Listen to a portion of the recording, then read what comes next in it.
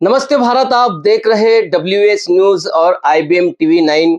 मैं हूं विजय खौसे। खास बात में आपका स्वागत है। हम खास बात में एक विशेष व्यक्ति को लेकर आते हैं और आज एक नागपुर शहर की जानी मानी व्यक्ति है, अंबेडकरवादी व्यक्ति है और एक शोधकर्ता है। उन्होंने अनेक ऐसे भगवान गौतम बुद्ध के जो शोध जो ठिकान जो रहते हैं, तो नागपुर जिले के अंदर में उन्होंने शोध किया है और खास करके मैं बताऊंगा कि उन्हें अवार्ड भी मिला है।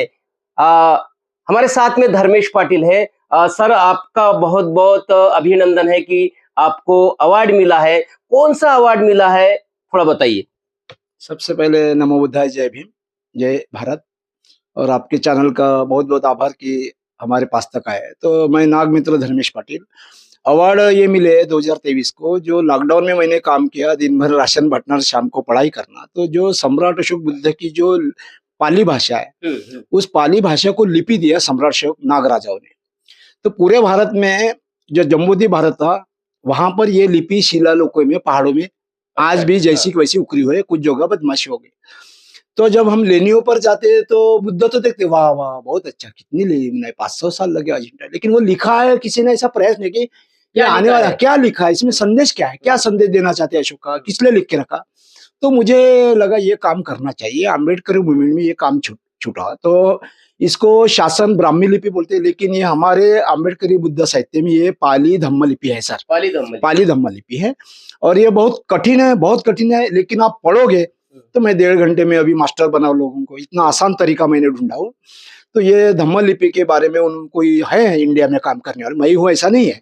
लेकिन जो राइटिंग वर्क किया मैंने, संविधान भी लिख डाला इसमें, और राइटिंग वर्क चालू कर रहा हूँ 20 के बाद, ये 16 के बाद रमाई का परिवार आ रहा। तो बहुत मुझे करना है और मुझे बहुत लोगों को पढ़ाना है। तो ये किसी लोगों को पता चला रही है तो बहुत अच्छा काम है। तो कोई लंबी छलांग लगाता, कोई ऐसा करता, पहाड़ पर चढ़ता, तो नाम चढ़ते है ना। कोई कुछ पार्ट बनाता तो उनका इंडिया रिकॉर्ड में इसमें नाम जाता। तो मेरा इंडिया रिकॉर्ड बुक में नाम गया। अच्छा। तो तभी मैंने बैनर लगाया। तो अभी मेरी वर्ल्ड रिकॉर्ड की तरफ तैयारी, ऐसा बैनर बना डाला। तो 1 जनवरी को मैसेज आ गया, आपका सिलेक्शन हो गया। अभी ट्रॉफी रास्ते में है, इंडिया के आगे। और ये दूसरा जो अवार्ड है, भारत रत्न जैसा ही है अवार्ड, प्राउड। तो जो आप अच्छा काम करते हो समाज के लिए, देश के लिए, तो हमने राशन बांटा और प्रज्ञा मिश्रम का काढ़ा खरीद कर लाकर गलियों में फुकट बांटा हमने। अच्छा। तो ये बड़ा उनको वजीफा लगा कि आप छुपे नहीं भाई। बहुत लोग डरे होते, डॉक्टर भी भाग गए थे दुकान बंद करके। समय वैसा था, लेकिन हमने टक्कर ली, बहुत कोरोना से टक्कर ली कि आखिर है क्या बीमारी। हमारा मन शुद्ध था। बुद्ध बोलते चित्त शुद्ध करो, कुछ नहीं होता। तो हमने इतना चित्त शुद्ध कि हमारे घर में सेवा ही है। मेरी बहन नर्स है, औरत नर्स है, लेकिन हमारे घर में ना खांसी कुकला ना कोई। तो ये 2nd अवार्ड मिला। और तीसरा अवार्ड ये इंटरनेशनल और मानवाधिकार का भी मैं मेंबर बन चुका था। इसको 4 अवार्ड बोल सकते हैं। बिल्कुल। आप जो बुद्ध की जो लेनी है, बुद्ध की जहाँ अवशेष मिलते हैं, इसकी भी शोध आप लगाते हैं। ये कब से आप ये काम कर रहे हैं? देखो, मेरा वैसा गांव बुद्ध काल का रानीपुर आज भिवापुर हो गया, बुद्ध काल का फनिंद्रपुर साथियों नागपुर हो गया, जम्बूद्वीप का भारत हो गया। ये सारा रिकॉर्ड है मेरे पास। मेरा भिवापुर रानीपुर था, भिवापुर हो गया। ये कुई मांडल है, वो मातंगीपुर था, आज मांडल हो गया। वहाँ किला है, स्तूप है। तो हमें पढ़ने, मेरे पिताजी थे, वो बहुत किताब पढ़ते थे। तो ऐसे ऐसे किताब हमारे पास है कि वो अभी नागपुर में किसी के पास है कि नहीं। तो जब मैं पढ़ता हूँ तो मार्किंग करते थे पिताजी। तो वो मुझे पता चला कि पिताजी ने मार्किंग क्यों किया, अमृत रोड पर भुयारी लेनी, इधर लेनी, वो लेनी। तो मैंने ये मेरे ख्याल से 2002 से हमने जाना शुरू किया। अच्छा। तब पता नहीं चलता था कि इतना बड़ा काम बढ़ेगा। मतलब ये किताबों में पढ़ के आपने फिर वहां पर पहुंचे? पढ़ के, और किसी ने सुना हमारे गांव में ऐसा है जी, वैसा है जी। तो मेरे दिमाग में वही रहता, फिर रात भर वही खाप में आएगा। किसी ने बोला चर्चा में हमारे गांव में ऐसा ऐसा है जी कुछ, अरे है, तो हम वहां 2-4 दिन में चले जाते। इस आधार पर हम ये लेनिया, नागपुरी शहर के चारे बाजू में लेनिया अवशेष पड़ी हुई है, उसको प्रोटेक्ट करना चाहिए। तो नागपुर में 2-2 डिपार्टमेंट, उनके पीछे हम लगे साथी। तो ये पुरातत्व विभाग से भी आप मिले हैं इसके संदर्भ? जी जी, लगातार हम मेमोरेंडम दे रहे हैं। अभी मैं खुद 31 मार्च को दिल्ली में ऑल इंडिया का ASI म्हणजे आर्कोलॉजी सर्वे ऑफ इंडिया, उस ऑफिस में हम जा रहे हैं। वैसा बड़ा घेराव है वहाँ पे ऑल इंडिया का। 1 दिन पहले हम निवेदन देंगे। तो ये क्यों करना है साथियों, जापान जो पैसा दे रहा है इंडिया में बुद्ध के नाम से, तो हमारा कहना है, मैं हूँ अकेला के टेबल मैं ठोक रहा हूँ इनका महाराष्ट्र में। कि हमारे बौद्ध स्थल पर पैसा आ रहा क्या कि कहीं अन्य जगह जा रहा, तो ये उनको हमारे कारण तकलीफ भी हो रही। तो रिस्पॉन्स दे भी रहे नहीं भी दे रहे, ऐसा दोनों भाग है। तो सेंट्रल गवर्नमेंट का भारत का आर्कोलॉजी वहाँ बहुत अपमान हो रहा हमारा, लेकिन महाराष्ट्र शासन का जो आर्कोलॉजी है वैसे बहुत जयदेव वाहने मैडम डायरेक्टर, वो दो आखड़े सर, ये अच्छा रिस्पॉन्स दे रहे हैं और सर्वे करने आते हैं। अच्छा, इतने बड़े अधिकारी, इतने तो बड़े इसके लिए सर्वे। आप क्या उनको क्या निवेदन करते हैं कि लेटर बाजी करते हैं कि इसके भाई लिए यहाँ यहाँ हमने- पे ऐसे ऐसी जगह मिली है, इसका आप शोध लो करके? इसके लिए हमने महात्मा फुले का सत्यशोधक समाज, अच्छा, क्योंकि रायगढ़ किसी की बाप की मजाल नहीं थी, रायगढ़ ज्योतिबा फुले और समाधि शिवराय की रायगढ़ ने ढूंढा। तो छत्र राष्ट्रपिता ज्योतिबा फुले सबसे बड़े आर्कोलॉजिस्ट है, और महाराष्ट्र में तो रायगढ़ यानी राजधानी है, जैसे आज मुंबई है। तो ये हम बैनर का करके सत्यशोधक समाज से हमने लेटर पे एनजीओ रजिस्टर भी किया और रिसर्च भी उसको जुड़ा, अभी मानवाधिकार भी आ गया, और इसके आधार पर हमारा बहुत काम हो रहा। 2-3 जगह 15-15 लाख रुपए आग चाहिए, हमारा बहुत बड़ा रिजल्ट है। ईसा सनी में भी आपको कुछ अवशेष मिले, वहां पे भी बहुत सारी जगह आपने ली है, तो उसके बारे में थोड़ा बताइए। ईसा सेने में 50 से 60 एकड़ अंग्रेजों ने ईमानदारी से वो शिला वर्तुल स्टोन सर्कल, हमने उसको नागलोक चैत्य नाम दिया। बाबा साहब ने दीक्षा दी और नागपुर से चंद्रपुर रोड था टायर लोग, उधर से न जाती हो, अपनी खुद की सुरक्षा कैसे करनी चाहिए बाबा साहब से सीखो। तो जिधर रोड भी नहीं था, तो उमरेड भिवारपुर नागबीड़ मार्ग से बाबा साहब दीक्षा लेने गए चंद्रपुर, और नागबीड़ में भूख लगी थी, चने खाते खाते बाबा साहब ने दादा साहब गायकवाड़ को बोलो जो पुतला है, तो पूछा बाबा साहब कहीं रुके नहीं आप ज्यादा, यहाँ क्यों रुके? अरे मला भूख भी लागली है, मुझे भूख भी ले, लेकिन नागपुर टू नागबीड़ ये विशेष बुद्ध काल के नाग लोगों का पट्टा है। एक लाइन में अभी मुझे बहुत कितनी लाइनें बना सकता हूँ। ये बाबा साहब के गाइडलाइन पर ही हमको ये काम करने का दिशा मिलती है कि नागपुर से नागबीड़ ये पूरा पट्टा नाग लोग, बुद्धिस्ट नाग लोगों का खास विरासत पट्टा, ये बाबा साहब का स्टेटमेंट है। इसके ऊपर लोग ज्यादा बोल नहीं रहे, लेकिन मैं इतिहासकार होने से ये सारी चीजें आगे ला रहा हूँ। नागपुर जिले में भी ऐसे कितने स्थल अभी तक के आपने दीक्षा हम जब मैटर डालते हैं दीक्षा भूमि के पीछे बोलते हैं, तो ये भुयारी जो वागिन है वहां पर मात्र धामना 20 से 22 किलोमीटर, इधर जो गोंड एरिया है पारशिवनी पेच वगैरह वहां पे उत्खनन हुआ, इधर कामठी में रानी तालाब है। इतने में भोसले राजा से मिल रहा हूँ। भोसले राजा जी वो काशी का देऊर, वो 7 रानियां पहले रघुजी राजा की सती के नाम पर जलाकर मारी गई, किसने सोना लेके गए सुबह, जरा रिसर्च करो, तो उसको भी प्रोटेक्ट करो, बहुत अच्छा है सर। वहां भी हम प्रोग्राम लगा रहे महिलाओं की। 7 रानियां जलाकर मारे रघुजी राजा की, उनको भी नहीं मालूम। ये जय तारा है ना, जय तारा नहीं है, जय तारा भोसले रानी है। जय तारा भोसले, उसका जय जयकार होता था, वो दवंडी पीटते थे, कल आने वाली रानी, तो लोग खड़े रहते थे, जय तारा आई भोसले, जय तारा, जय तारा हो गया। ये नागपुर के अंबाझरी का भी कोई इतिहास है, उसके संदर्भ में थोड़ा बताइए। ये इतिहास है कि अम्ब तीर्थ, ये आपको कहीं ना कहीं किताब है, हमारा किताब निकल चुका है। नागपुर का बुद्ध काल में जो फणींद्रपुर नाम था, एक कस्बा था, तो यहाँ का अम्ब तीर्थ राजा को परिवर्तन किया सागत भंते ने। सागत भंते बुद्ध का दौरा आने से ही पहले आया कि बुद्ध की कोई जीव हानि नहीं हो जाए। तो अम्ब तीर्थ राजा ने सोचा, इतना बड़ा राजा खुर्ची को लात मारता रहा है, पानी का झगड़ा हुआ था, और नागपुर में भी पानी की समस्या है, फणींद्रपुर। तो ऐसा इतिहास है कि फणींद्रपुर राजा ने बुद्ध को रिक्वेस्ट किया रुको, और पब्लिक को इकट्ठा करके अम्ब तीर्थ राजा ने, वो अंबाझरी तालाब नहीं, अम्ब तीर्थ नागराजा तालाब है। मद्रास का चेन्नई होता है, फणींद्रपुर का नागपुर होता है, रानीपुर का भिवापुर होता है, ये अंबाझरी नहीं, अम्ब तीर्थ नागराजा तालाब है। उसका किताब हमारा निकल चुका है सबके। ये भी बुद्ध कालीन ही है बहुत, ये सेंटर है ना सर, 0 माइल। क्या तथागत श्रीलंका में गया, अनुराधापुर में, मोदी जी वहां गए थे, नमो तस्से किया अपने वहां पर मोदी जी साहब। तो श्रीलंका गए, थाना का जो नाला सोपारा है सर, वहां पे बुद्ध ने पूर्णा बंती जी ने बुद्ध को और डाला था कि बुद्ध ही होना उद्घाटन के लिए। तो नाला सोपारे में जो स्तूप बुद्ध ने उद्घाटन किया, तो हेलीकॉप्टर था क्या उस वक्त?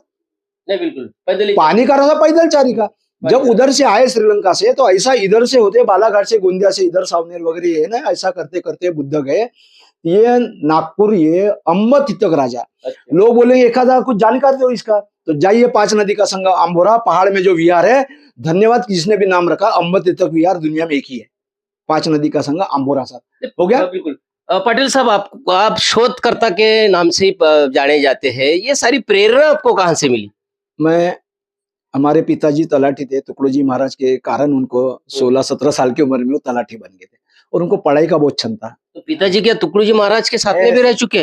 भिवापुर से नागबीड़ हिंगन घाट में भजन मंडल में वो टोपी पहन के, जय गुरुदेव, जय शोभा मंडल। हाँ, तो वो भजन करके यहाँ तो टुकड़ी मारे, अरे पुरुषोत्तम पटवाळ्याच्या जागा निघल्या काय भजरत करे राशन करे नौकरी पे भेजना घर चलावल पैसा। टुकड़ो जी महाराज के कारण हमारा ज्यादा लगाव है गुरुदेव श्याम मंडल से।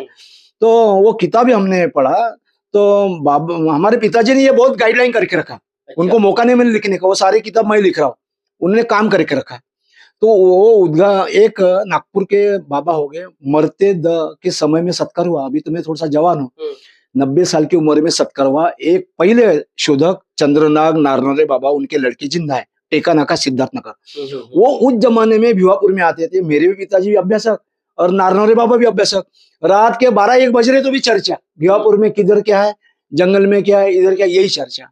और मैं छोटा सा बच्चा था, मेरे तरफ उंगली करके बताते थे हमारा बुद्ध धर्म का इतिहास इस पाली लिपि में है, शिलालेख अशोका लिपि में। ये बच्चा आ गया, ये काम करेगा, ऐसे बच्चे काम करेंगे। मैंने अपने ऊपर लिया कि मुझे आशीर्वाद मिला। वो बाबा मर गए, लेकिन उनकी टिंगल की गई चंद्र नागरिक बाबा की। ये टेलर है, बीड़ी पीता है, ये क्या शोध करता है। लेकिन मनसर जो बुद्ध ज्ञान नालंदा नहीं जा सकते, वैसे स्तूप कहाँ पे मिले मालूम है? चलिए रामटेक मनसर, नालंदा ही है। कितने साल लगे? वो ससाई को कौन लेके गया था वहां पर? चंद्रनाग नारनरे बाबा। लेकिन जो काम करता हूं उनको मैं श्रेय देता हूँ। मेरा पहला श्रेय नारनरे बाबा चंद्रनाग, उनके बेटे जिंदा है। और सम्राट अशोक और कांशीराम साहब ने बोला था एक बार, मैं तो बीएसपी में मैं सुपर फास्ट पेंटर हूँ, पूरे भारत में 10-15 साल घुमा हूँ। कांशीराम जी ने मेरा रक्षा किया। रात के 3 बजे पेंटिंग कर रहा था। अरे कोई तुमको होना नहीं चाहिए, आप काम के लोग। तो कांशीराम जी को नागपुर के लोग तकलीफ देते थे रवि भवन में। कांशीराम जी बोध गया का आंदोलन हाथ में लो ना। क्या बात कही साहब कांशीराम जी, अरे क्या नागपुर की बात करते हो बामसेब के लोगों, बोध गया का मुक्त करना है, शासक बनो। 84,000 सम्राट अशोका के कहा गए? देखो अरे शासक बनो और अशोका के 84,000 बौद्ध यूनिवर्सिटीज कहाँ गए? उसके तरफ मेरा काम है। सारे के चेहरे लटक गए। क्या मुझे समझता नहीं? बुद्ध गया ब्राह्मणों के कब्जे में। तो ये गाइडलाइन कांशीराम साहब की है, सम्राट अशोक की प्रेरणा है, बुद्ध की प्रेरणा है, बाबा साहब का तो है। बिल्कुल। निश्चित है, जो आप अम्बेडकरवादी, कट्टर अम्बेडकरवादी हो और बुद्धिस्ट हो आप, और लगातार जो है सामाजिक कार्य में आप अग्रसर रहते हैं। अम्बेडकरवादी जो अभी जो मिशन चल रहा है, जो भी सभी थोड़ा राजनीतिक सवाल पे भी अपन आएंगे क्योंकि बहुत जरूरी है, और आप राजनीति में भी आप अग्रसर रहते हैं। अभी जो अम्बेडकरी मूवमेंट की जितनी भी पार्टी है, अभी थोड़ा खस्ता हालत दिखाई दे रही है। मतलब राजनीति में थोड़ा हम पीछे चल रहे हैं। क्या लगता है आपको कि आने वाला समय अम्बेडकरी समुदाय के लिए कैसा रहेगा? ये जो हमारे समाज में तितर बितर जो व्यवस्था दिख रही है, और दूसरा वाक्य ये किया गया, ऐसे हमारे समाज को किया गया कब? बाबा साहब जाने के बाद। अभी देश में सबसे बड़ा बहुत समस्या है, सब होशियार लोग हैं। अभी ईवीएम के पीछे सारे लोग लग जाओ। दिलो जान से हम संविधान से मोर्चा में थे। हम अभी उस दिन हमारी तबीयत बहुत खराब थी, क्योंकि बड़ा विहिरीमध्ये विहार सापडलं। किती शानदार कार्यक्रम झाला 10 तारखेला, सावित्री याचा मरण दिवस। तो वहां पे हम गए संविधान चौक में तबियत खराब रहने के बाद। अभी सभी पार्टी संगठन ईवीएम अगर नहीं हटा सकते तो आर पार 400 आर पार। ईवीएम के लिए क्या केवल अम्बेडकरवादी संगठन ने आगे रहना चाहिए? तो सभी ने रहना चाहिए ना। बरोबर। ये देश के जो संविधान से जो फायदा ले रहे हैं, अपनों को भारत का बोलते हैं, तो भारत की विरासत, भारत की लोकशाही, संविधान, हक अधिकार, मानव धर्म सब बचाना है। तो जादूगर की जान तोते में रहती है ना, पिंजरे में, तो वो तोता है ईवीएम को ये कर दो, पूरे देश में नया परिवर्तन आने वाले। हम कोई अभी हताश नहीं हुए हैं, हम हताश नहीं हुए हैं। अम्बेडकर मूवमेंट में एक नहीं है। हम देख सकते हैं कि वामन मिश्रम की पार्टी अलग है, आठवली की अलग है, कवाड़ी की अलग है, गवई की अलग है, अम्बेडकर अपना अलग अलग है। ऐसी अगर सारी पार्टियां अलग अलग अगर चुनाव लड़ेंगी तो क्या हम सफल हो जाएंगे? नहीं, मेरे सबका दुकान बंद हो जाएगा। और जो इनके खिलाफ तुम बोल रहे हो, वही ईवीएम हटने के बाद भी अगर ऐसी व्यवस्था रहेगी संगठनों की, तो वो बैलेट के पेपर से अपनी ताकत बढ़ाएंगे। वो लोग कुछ ना कुछ वो दे रहे, भांडे बांट रहे, किचन बांट रहे, वो स्वार्थों में बांट रहे, लोगों को मार रहे।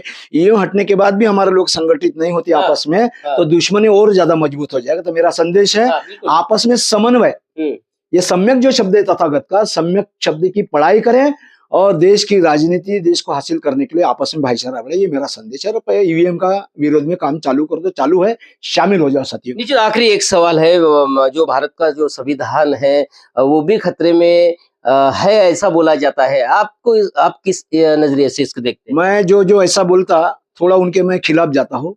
अरे बाबा साहब अम्बेडकर संविधान लिखने के लिए मताधिकार से गए जयसूर खुलना। बरोबर है। अगर तुम मताधिकारी नहीं बचाओगे तो संविधान खतरे में जाएंगे। मताधिकार को बचाओ, संविधान सुरक्षित है। लोगों को बेवकूफ बना के, डरा के, अपना खेल खेल के, भाषण दे के लोगों को कहाँ अभ्यास है? नहीं लोगों को अभ्यास। तो मताधिकार बचाओगे तो संविधान बचेगा। संविधान तो वचन है सर, लोकतंत्र। लेकिन ये सारा खेल ईवीएम में आ गया। यानी आज की नीच मनुस्मृति ईवीएम है। ये स्टेटमेंट वामन मेश्राम जी साहब का ये बहुत प्रभावी स्टेटमेंट है। आज की मनुस्मृति ईवीएम है, इसके पीछे लोगों। पाटिल साहब, और एक सवाल मैं करता हूँ कि 16 तारीख को जो है रमाई का जो परिवार नागपुर में आने की जानकारी मिले, क्या है जानकारी? ऐसा है कि आई रमाई का जो इतिहास है वो बहुत ही इमोशनल है। उनका परिवार जिंदा है, गांव वनन, रत्नागिरी, कोकण। तो ये सेकंड बार मैं ला रहा हूँ। इस शासन में 12 साल पहले लाया था। आने वाले शनिवार 16 तारीख को मुझे बहुत संगठन ने बोला, आप कैसे रहते हो, क्या है, सोने चांदी का बमला है, करते क्या हो, खाते क्या? तो बहुत आकर्षण हो गया मेरे बारे में। तो मुझे बार बार बोला था, हमारे घर में आओ, बिहार में आओ, इधर आओ, काय परिषद में आओ। नहीं जा सका, नेपाल में नहीं जा सका मैं। गया हो। तो 16 आने वाले शनिवार को 1-2 दिन में आई रमाई का परिवार मेरा नागरिक सत्कार करने आ रहे, नागपुर के संगठन। तो मैं ये सत्यशोधक समाज का ये भवन है समझो, और ऊपर में एक म्यूजियम बनने जा रहा, जो लाखों करोड़ों के सामान एकमात्र मेरे पास है नागपुर में। बाबा साहब का पलंग है। जिस दिन जय भीम निकला हमारे घर में थे कामठे में सनकाले परिवार। साइकिल है कांचीराम साहब के साथ चली हुई, और रमाई का परिवार का, और 1-1.5-2 हजार लोग इस अच्छा शानदार रोड बन गया हमारा। तो नागरिक सत्कार होने जा रहा है अनेक संगठनों द्वारा। 5-6 चैनल भी आ रहे हैं, आपको भी निमंत्रण है। और बस यही एक सूचना थी हमारी। पाली भाषा लिपि के संदर्भ में आपका यूनिवर्सिटी का क्या है? एक बुद्धि जैसे एनजीओ बहुत बनाते लोग, एक बड़ा एनजीओ तैयार हो गया बुद्धिस्ट इसके बारे में। तो उनको पता लगा कि बुद्धिस्ट हम पाली सिखाएंगे, लेकिन पाली लिपि तो लिपि में है पूरा। नाले त्रिपिटक यानी 3 पेटियों में भरा है श्रीलंका में। तो इंजीनियर विलास मिश्रा देश भरतर साहब को पता चला, तो उन्होंने मुझे नेशनल लेवल पर सिलेक्ट किया कि सिलेबस का काम चालू को। जैसा मेरा 16 का प्रोग्राम होगा, 17 को रमाई के परिवार से वरुण से वापस लाऊंगा, तो 20 तारीख से मैं कंटिन्यू अपना सिलेबस हस्तलिखित, फिर वो कंप्यूटर पे जाएगा। तो बड़ी कसरत होने वाली है। मेरा ऑफिस तो बन गया, लेकिन वहाँ पत्र टीन अभी तक नहीं लग सके। मेरी समस्या आर्थिक तो निकल जाएगी साथियों, इतनी बड़ी तो दुनिया उसके लिए लिपि मतलब सीखने के लिए क्या लोगों को क्या कहेंगे? जैसा संविधान मेरा आ रहा, भारत के इतिहास में पहली बार एक लाइन हिंदी रहेंगी, मैं हम भारत के लोग, तो उसी के नीचे लिपि में रहेगा, तो बिल्कुल हो गया आसान, हम भारत के लोग। तो इस प्रकार से वो राइटिंग वर्क हो रहा है। उसको सिलेबस, कथा, कहानी जो रहता है बुद्ध का, वो सब वहां पर रहेगा, वो किताब में, वो सिलेबस में। सभी बौद्ध राजाओं की स्टोरी रहेंगी, और आने वाले यूनिवर्सिटी में लोग रात दिन वो पढ़ते जाएंगे। इतना राइटिंग वर्क मैं करके देने वाला, और ये काम करके ही हम दुनिया से आउट होने वाले हैं। रमाई का परिवार आ रहा है, लोगों से क्या आह्वान करेंगे? लोगों से ये आह्वान है कि 16 तारीख को ज्यादा तकलीफ ना ले। हम 10-12 लोग स्टेशन पर जाएंगे, अपनी नींद तोड़कर 5 बजे। आप जूनी बस्ती खामला में, दक्षिण पश्चिम नागपुर में सम्यक बौद्ध विहार, बहुत बड़ा विहार है लाखों का, वहां से सत्यशोधक समाज का सत्यशोधक जलसा नागपुर में पहली बार तैयार हो रहा। बड़ा अजूबा वो जलसा, मशाले जलेंगी, सैकड़ों महापुरुषों के कटआउट, और वो रमाई के परिवार को, विनीताताई धोत्रे, उनको गौरव यात्रा के साथ कार्यक्रम स्थल पर इसी बिल्डिंग के आगे उनको लाया जाएगा। सत्यशोधक समाज का सत्यशोधक जलसा नागपुर में पहली बार तैयार हो रहा है। तो निश्चित रूप से दोस्तों, बहुत बड़ी खुशी की बात है कि नागपुर में 16 तारीख को, यानी 16 मार्च को जो है रमाई का जो परिवार है वो नागपुर में आ रहा है।